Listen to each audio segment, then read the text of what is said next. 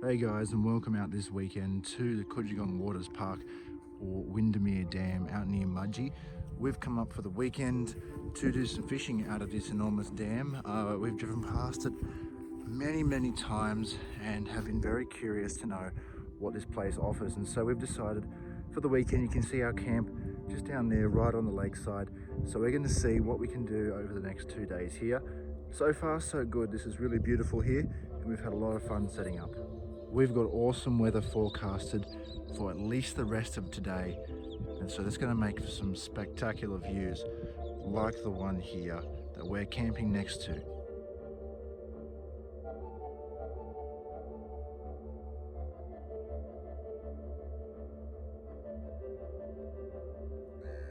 So you can see the awesome scenery of the hill country out here right in front of this huge lake. We're actually not that far from the property. We're only about 50 k's out from the property. We're not that far out of Mudgee either. We've got a local fan club over here.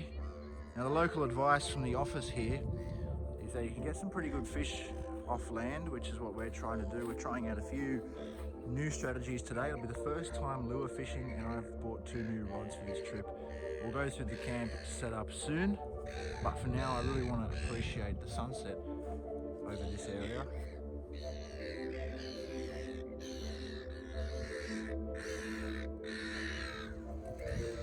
So it is really cold here at camp on the first night. We are right by the water. The water is just there. It took us an incredible amount of time to get this fire going. In fact, we had to use most of our charcoal beads and a little bit of diesel. We've actually never had to use a fuel like diesel or petrol to help us with a fire before. That's just how cold it is here. The charcoal beads were not heating up at all to the temperature required to light these big hardwood logs, so we decided to give it a bit of help. And our cookers, which were there, had to be moved because the wind was just getting too much for them. Now that's a common problem.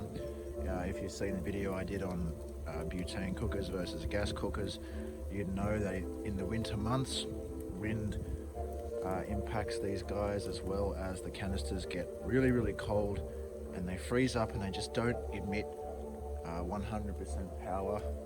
It's kind of like they're always on low, and it can take so long to cook things like so what I did was move it behind the car door here, just in an effort to block some of the wind.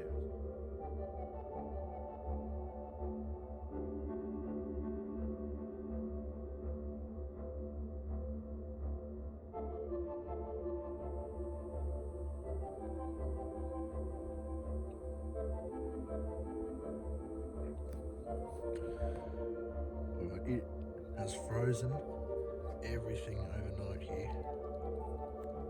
Have a look. These cups, they are frozen to the table. The cooker was frozen, and the kettle took like half an hour to boil this morning. So I suppose we're going to do something about that for tonight, because it's supposed to be even colder. Now finally the sun's going to start to show itself a little bit. We've been waiting for this all morning, so now hopefully some of our things can defrost. We're going to head into town and just grab some more firewood and other things that we didn't have enough of. But for now, I'm just going to sit here and enjoy this view as it comes to light. I guess the only downside to this place is when you camp right by the water, of course, expect muddy banks. This dam currently is only at 30% of its capacity, and I mean, that is really surprising. When it'll be at 100%, you'd probably have to camp all the way up there where that RV is. But just down here by the water's edge, the closer you get, obviously, the looser the mud is. You could slip over a lot. However, we're not too bad. Here you can see we're just that far away from the water's edge. It's not too bad, but the only downside is, yes, it is frozen. The purpose of this trip for us was to come out here and try and find some really good offshore fishing points. Now at the moment, right in front of us here where we're camped, The bank is not that deep. It's really shallow a lot of the way out, and so I'm going to walk the bank shortly and just try and find some deep spots that we can cast off. We're trying a lure method for the first time here. Jared's still bait casting, but I'm going to try a lure. I read on a fishing forum for local advice for Windamere Dam to use a certain type of lure and tactic, so I'm going to try that.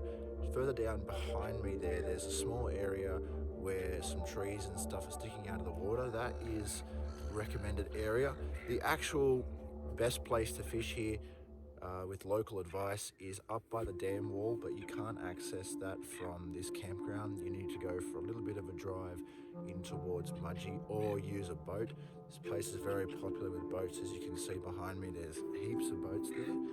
But for the day, I guess the plan is firstly we need to go into Mudgee and get a few things, and then hopefully by then it's warmed up a bit. The sun has come out finally, as you see behind me, and all of our stuff is now defrosting. And so by the time we get back, hopefully all of our stuff has been defrosted, and then we can actually do something.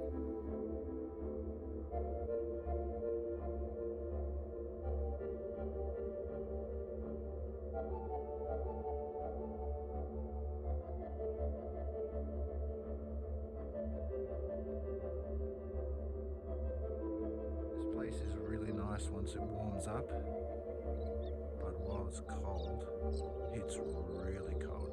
See, now once the sun's come out, it's about 8:30, going towards 9 o'clock in the morning, and so I got up at 6, and it was obviously really cold then, but like I said, once the sun shows itself, this place becomes really, really nice.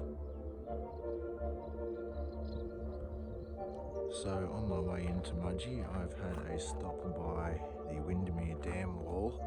As I said before, I was curious as to how to actually get here, because this is where the local advice says the best fishing spots are. Obviously not from the wall, because that is prohibited, but just in areas surrounding the wall off the banks. And so I'm just going to have a look around before heading into Mudgee and see if there's any way that I can get into some of these good spots, and then we might come back here later. I think Jared really wants to fish off of the rocks back at camp, but I really want to try this spot out with the lure, so we'll see what happens.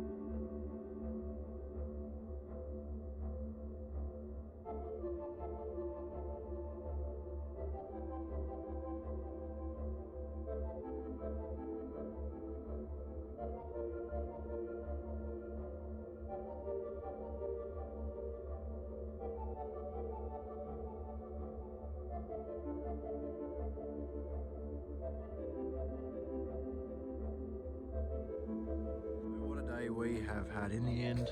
My dad ended up surprising us and bringing the boat up, and we went out and did some lure fishing up by the dam wall. It was fairly uneventful, but we're really appreciating this amazing sunset view. You won't find this anywhere else but in the hill country.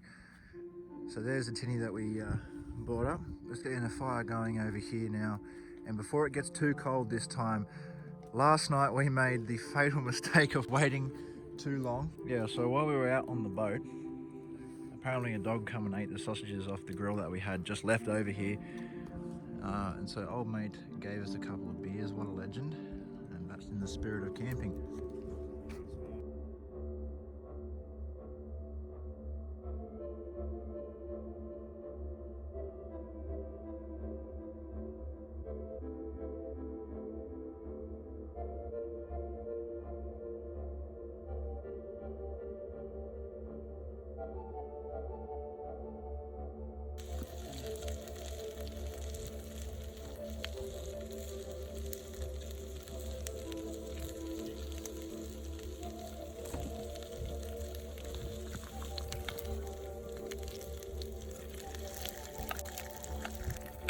So last night, old mate from the other campsite gave me this beer.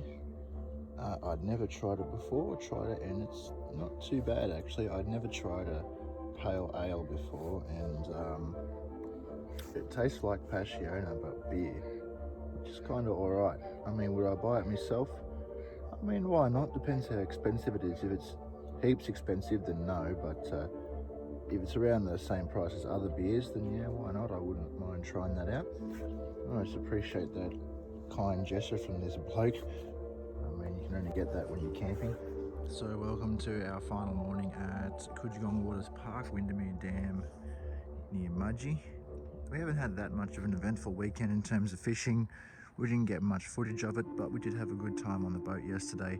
The main reason we didn't do a lot of fishing here is because of the shallow waters. It goes out about 50 meters that way. It's just all shallow water, ankle deep, and so we just kept getting snagged. So we didn't bother offshore, and all the on-boat fishing, well, that would have been very difficult to film. But in terms of our camp setup, pretty similar to the last couple of weeks, except we've got a couple of added extras with the tent and Jared's brand new Adventure Kings double swag that he got in the mail this week. Still waiting on the bag for that. I guess the only problems that we've had with this trip is this guy right here, the butane cookers. Really hard to cook anything. We cooked our sausages on the campfire last night, so for cold winter weather we'll be taking the gas cooker from now on. But other than that, it's been really relaxing here. You get nice views of the hill country right next to water, so it's kind of two in one. This is the only real water source for a fair while, unless you're going in towards Windamere National Park, and you've got Dunn Swamp. But in terms of vehicle access, you can get any vehicle in here. The amenities are just like any other caravan park. I mean, just over there before, there was a Commodore on the edge of that campsite over there. There's a couple over there, you know, so it's not very hard to get to. Right now we're just waiting on our stuff to dry before we pack up, and we'll be heading out here shortly. Alright, so we've come for a walk around the side here where we thought there was deep water, and our suspicions are correct. Right in here in this little inlet all the way through the old bridge and into where these people were camped here last night is all fairly deep water, but where we are, just over there, you can see it's all shallow, so it must become deep just here somewhere. So next time, or for anyone that's going to come here, look for one of these spots down by the water where the old bridge is. It's nice and deep. You can definitely cast a line out from camp.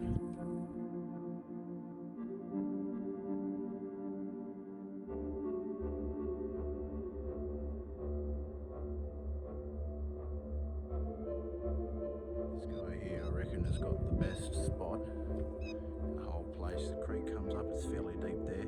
It's got a bit of an interesting rig down in there. It looks like an old cruiser that's chopped the back off and put a ute body on, quite similar to what Patriot do with the new 200 series Super Tourers. But here, this road standing on here looks like an actual proper road. It's got white lines on it. So that's pretty interesting. Just keep walking up, but the fence line is right there, and it goes around. So this little back area here, I guess, isn't that popular, but what's so appealing about it is it's so level. Well, whereas we're on a hill, but yeah, we get waterfront view. It's very difficult to keep things level. Where we are.